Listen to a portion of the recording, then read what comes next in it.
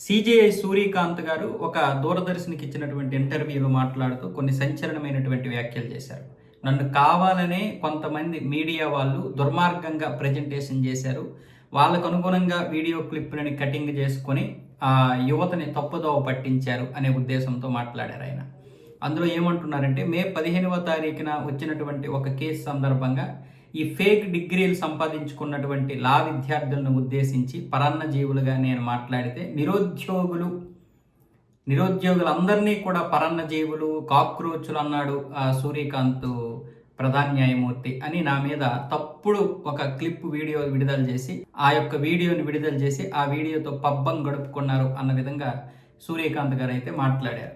అలాగే దేశ యువతని నా మీద వ్యతిరేకంగా వ్యక్తమయ్యే విధంగా, అలాగే వాళ్ళ యొక్క అభిప్రాయాలని కూడా నేను వినని విధంగా ప్రజెంటేషన్ చేశారు మన జంతర్ మంతర్ వద్ద రకరకాల పేర్లతో. మొత్తానికైతే అది చాలా పెద్ద అగాధమే ఏర్పరిచింది నాకు, విద్యార్థులకి. ఈరోజు జరుగుతున్నటువంటి పరిణామాలకి మీడియా అనే చెప్పుకునేటటువంటి ప్రధాన స్ట్రీమింగ్ మీడియా కూడా ఇలాంటి వీడియోల్ని ఎక్స్పోజ్ చేయడానికి వెనకాడలేదు. ఇది ఒక పెద్ద దుర్మార్గం అన్న విధంగా ఆయన మాట్లాడారు.